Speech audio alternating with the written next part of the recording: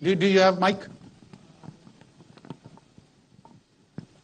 Right. So my question is that recently we've seen a lot of religious sentiments and religious rhetoric being used by politicians, not only to entice voters, but also to kind of attack another political party.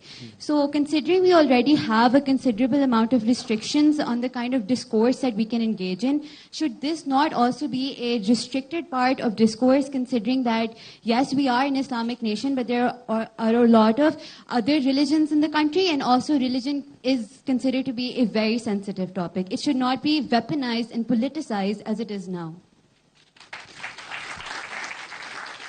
I mean, this one generally deserves a clap.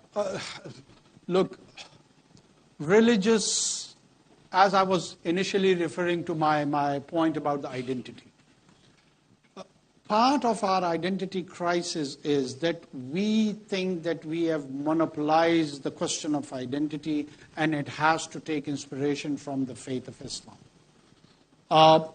What sort of Muslim are you? Are you an Ahl Hadith Muslim or a Brelvi Muslim or a Ahl Tashi Muslim or Deobandi Muslim, so on and so forth.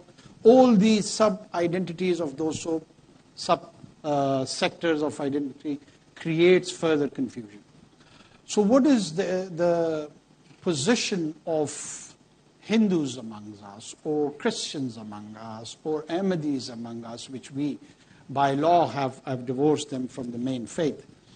And then, how do you bring that inclusiveness into this question of identity? And how do you project, if there is a nation building, which he was referring to, and how could you articulate that new branding of Pakistan? Or is it even needed?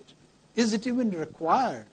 Or does the rest of the nations have taken that course? Answer to all of these questions is yes.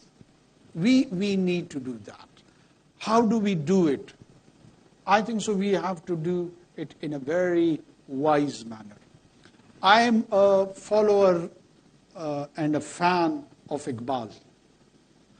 And I am very much fortunate that I had access to read him in Persian. In one of his couplets, he says, Guft hikmat ra khuda khaire kasir, that God has declared wisdom as a abundant good.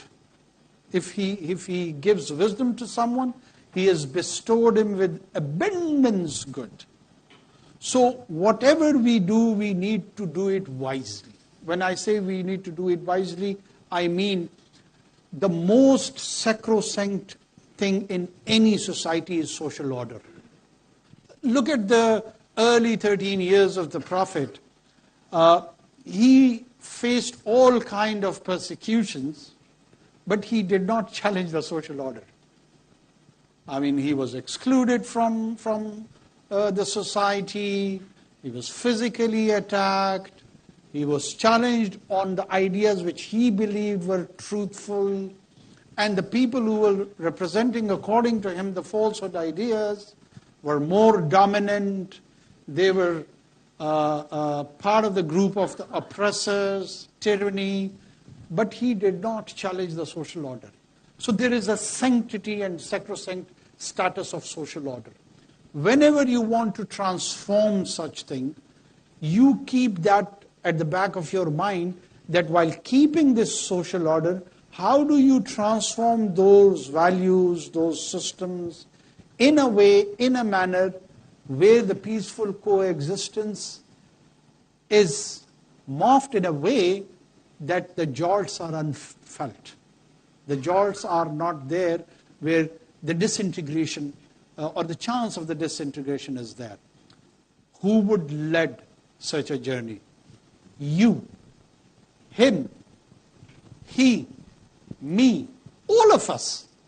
All of us has to contribute and think about it. That's why my request to those jingoistic youngsters who just want to change everything with this one election day, good, go and vote that day, definitely. But changes, they evolve. They evolve. They are gelled in, sometime in decades, sometime even in centuries.